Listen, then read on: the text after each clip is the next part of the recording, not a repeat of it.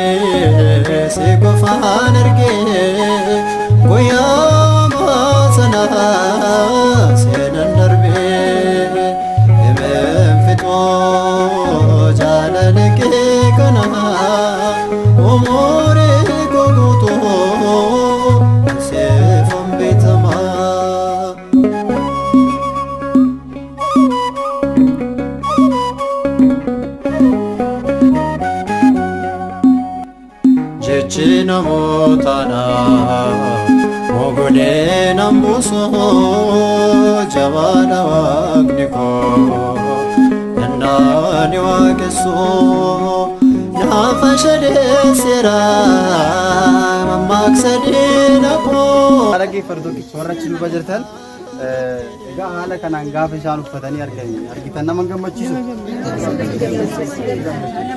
ega akkuma beekamu jalqaba siniif seetiran jira jechuudha qarshii 18 baasuudhaan gargaarsa kana seetan taayida waldaa fuuraa dhangaa lubbuu jechuudha YouTube chaanaalii dhangaa lubbuu irraa warreen ba'anii yookiin hojii gaarii hojjechuudhaaf warra fedhii qabaatanidha jechuudha kanaaf jalqaba irratti sagantaa keenya gabaabsina abbaan keenya gidduu keenyatti argaman namoota hojii gaarii hojjetan kanaaniif isaanis waan jedhan yoo jiraate nuunis warra walitti qabamnee guyyaa irraa kana footaa kana isaanii kennineef barakata arganne irra waan ta'eef waan jedhan yoo jiraate waan gabaabaa isaan irraa dhageenye gara sagantaa xumuraatti darbinaa jechuudha. Eshi guddaa galatooma jenna maqaa abbaa kan namaa kan fuura qulqulluu waaqayyo tokko ameen maqaa abbaa kan namaa kan fuura qulqulluu waaqayyo tokko hojiiwwan gaarii kana irrattis warreen bobbaatanii hojiiwwan gaarii kana akkasumas miseensa waldaa biyyoota iddoo kanatti argamtan hundumti keessanuu hunda dura kan dursu nageenya waan ta'eef nagaa waaqayyootiin akkam bultaniif ameen waaqayyo gooftaan keenya yeroo kanaan kan nu geessisee kan nu eegee kan nu tiksee maqaan isaa kan galatoome nuuf haa ta'u uffattaniitti miti egaa kanaan booda qorri hin jiru qorri uffata kanaan ni gaggeeffama jechuudha duraan dursa kitaaba qulqulluu irraa jecha tokko kaasuudhaan kanan dubbachuu barbaadu yeroo hunda hojii gaarii hojjechuun nuffinii jedha yeroo hunda hojii gaarii hojjechuu hin nuffinii jedha kan qabu qabeenya isaatiin kan hin qabne immoo eebba isaatiin namni kan fayyuu danda'u namni kan mootummaa waaqayyoo dhaaluu danda'u kan qabu qabeenya isaatiin kan hin qabne immoo maal isaatiin eebba isaatiin jechuudha isin gaafa eebbistan gaafa waldaa kana eebbistan waldaa hojiiwwan gaarii kana irratti bobba'anii hojjetan kana gaafa eebbistan isaan mootummaa waaqayyoo argatu jechuudha isin immoo gaafa ganama isaas gaafa bifa kanaatiin akkanatti waaqayyoo isin uumu isaaniif isin qopheessiti jechuudha warra qabeenya qaban kanaaf warra waa kennuu danda'an kanaaf isin qopheessiti jechuudha kanaaf yeroo hunda hojii gaarii hojjechuu fi innuufin kan jedhe kanaaf jechuudha isaanis jecha sagalee waaqayyoo kana hojiirra oolchuudhaaf hojiitti hiikuudhaaf egaa amantiin hojii malee kan du'eedha waan jedhamuuf waan amanne sana yoo waaqa amannee jiraanne waaqa sanaaf amanamuu jechuudha kana gochuu jechuuni amanamuu jechuudha hojiidhaan agarsiisa waan ta'eef sagalee waaqayyoo gara hojiitti hiikaniiru waan ta'eef isinirraa kan isaan barbaadan eebba jechuudha kan biraadhaan eebba isinirraa barbaadu isin gaafa eebbistan isaan gara mootummaa waaqayyootti galuu hin danda'u jechuudha qabeenya isaaniitiin jechuudha kanaaf akkuma inni dura dursee kaasee inni hiyyeessaaf laate waaqayyoodhaaf liqeessa jedhaa mitiire inni hiyyeessaaf laate waaqayyoodhaaf liqeessa gatii isaa kana kan inni argatu lafarraa osoo hin taane eessarraa jechuudha waaqarraatii argataa jechuudha kanaaf yeroo waamicha taasistu yeroo affeerraa qabdu warra miila hin qabne warra ijaan arguu hin dandeenye warra harka hin qabne isaan kana waami waan si deebisu waan hin qabneef maal argatta jedha waaqayyo bira eebba guddaa gara mootummaa isaatti galuu argatta waan ta'eef isaaniin affeerii jedha waan si deebisu waan hin qabneef yeroo sana gatii guddaa argatta waan ta'eef isaan affeerii jedha kitaabni qulqulluu kanaaf jechoota kitaaba qulqulluu kana hojiitti hiikuuf jechuudha kan isaan kana raawwatan hundi keenyayyuu waaqayyoon qixa waan nu jaalatuufi waan qabnu hundaan gara mootummaa waaqayyootti galla jechuudha kanaaf isinis yeroo sa'aatii barbaachisu kana irratti kana argachuun keessan waan guddaadha isaanis immoo yeroo sa'aatii kanatti kana yaadanii kana raawwachuun isaaniin fayyuudhaaf waan guddaadha waan ta'eef hundumti keessanuu waaqayyoon isinaa eebbisu waaqayyoon isin haa eebbisu. Ani kan warrattan xumuraa waaqayyoon isin wajjin haa ta'u yeroo hunda gargaarsi waaqayyoo isin biraan dhabamini waaqayyoon immoo waldaa kana eebbisee gara caalutti isaan ceesisee kana caalammoo akkasiniif taasisan isiniif raawwatan waaqayyoon umrii tajaajilanii alas kan jiran keessas kan jiran waaqayyoon nuuf haa eebbisu. Waaqayyoon nuuf haa eebbisu. Waaqayyoon nuuf haa eebbisu.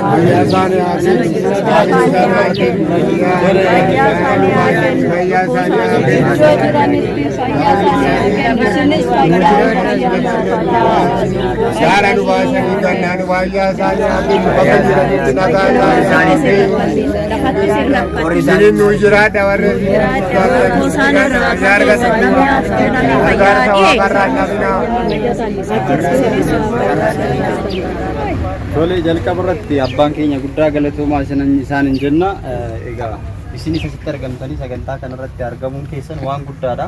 Boroftaan ijoollee kanarraa waa barachuu dandeessu. Hojii gaarii hojjechuun gaarummaan nuti biyya lafaa irratti hojjennu samii irratti mindaa ta'ee nuuf kaffalamaa jedha Macaafni Qulqulluun. Kanaaf kan ijoolleen kun waan kana hojjetan yookiin immoo gaarummaa kana hojjetanii dabalatammoo akka jalqabaa argitanii nyaatanii itti miti. Egaa obboleettiin keenya Gaaddisee Dajanee immoo nyaata kana dhugaatii kana karaa maatii waliin ta'uudhaan qopheessitee isinii laatte jechuudha. Hundumaa iddoo tokkotti eebbistu waldaan hafuuraa dhangaa lubbuu seegaa qarshii 8,000 baasee isinitti uffiseera. Kootaa 40 kan ta'u warreen hafan gara keessaa isin jiru deemuu fi kan hin dandeenye luka kan hin qabne jiru. Fincaala kan miidhaman baay'ee jiru jechuudha. Isinillee amma kana xiqqoo sochootanii ni deemtu kan hin deemne isin jiru isaan immoo achumatti geessinaa fi kanaaf obboloota keenya warra fooxaa isinitti uffisan kana obboleettii keenyaas mee iddoo tokkotti mee eebbisaame maanguddoon jirtu waan ta'eef.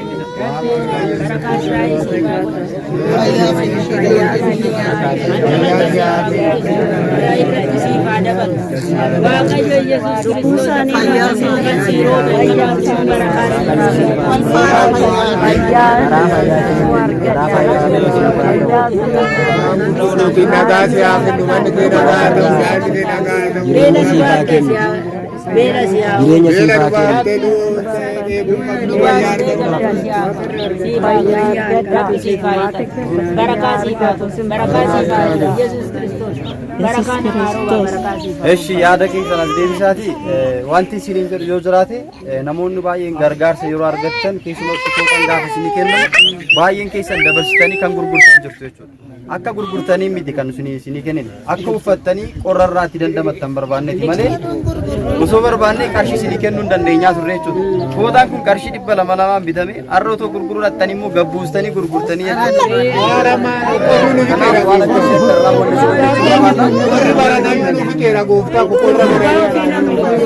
Eshi dhaggeeffadhaati xumura irratti abbaan keenya kadhannaa xumuraa nuuf haa taasisanii osumaan goolabnaa jechuudha.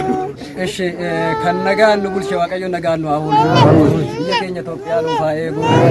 Warra godaananii biyya alaa keessas jiran waaqayyoon nagaan gara biyya isaatti nuuf haa deebisu. Warra rakkatan warra gaddan waaqayyo gooftaan gadda isaanirraa bilisa isaan nuuf haa taasisu. Warra dhibamanis mana yaala jiran waaqayyoon nuuf haa daawwatu. Waaqayyoon hunda keessanuu isin haa eebbisu. Waaqayyoon isin haa eegu. Qorras isinitti haa salphisu waaqayyoon. Abbaa keenya wajjin samii kan jiraatu maqaan kee haa mootummaan kee haa dhufu jaalalli kee samii irraa akkuma ta'e akkasumas lafa irratti haa ta'u buddeena keenya irraa ga'u nu kenni yakka keenyas nu dhiisi nus kan yoo akkaniif akkuma dhiisnu toomsatti nu galchini amaarraa nu oolchi malee mootummaan kan keeti hoo nees kennanis bara baraan ame nagiftii keenya dubaroo maaraa nagaa ergamaa qulqulluu Gabriitiin nagaa siin jenna keetiin dubaroodha foon keetiinis dubaroodha yaada waaqayyoo sammuu siif galannaa ta'u ati dubartoota keessa kan ibsamte firiin gadameessa keessa kan ibsameedha kennaan kan guutamte gammadeen wajjin jira baratamaa ilma kee gooftaa keenya gooftaa keenya yesuus kiristoos irraa dhiifama haaraan kan tubbuu keenya kan nuti keenya fayyisaan keenya yesuus kiristoos cubbuu keenya isa darbee akkamitti lakkoofne isa dhufarraa isa kan eegu si'a 12 kiristoos nu fayyisaa jennu haadha saada keenya qulqulleetti maariif jedhee kan fayyisu haadha kee qulqulleetti maariif jedhee fayyisaa jennu haadha kee qulqulleetti maariif jedhee osoo beeknu gara jabummaadhaan osoo hin beekin dogongoraan kan hojjetan waaqayyoon hidhaa cubburraa isin haa eebbisu. Eshi nagaa dhangalaa fayyaa ta'a. Daandii waan qabatanitti daandii kanarraa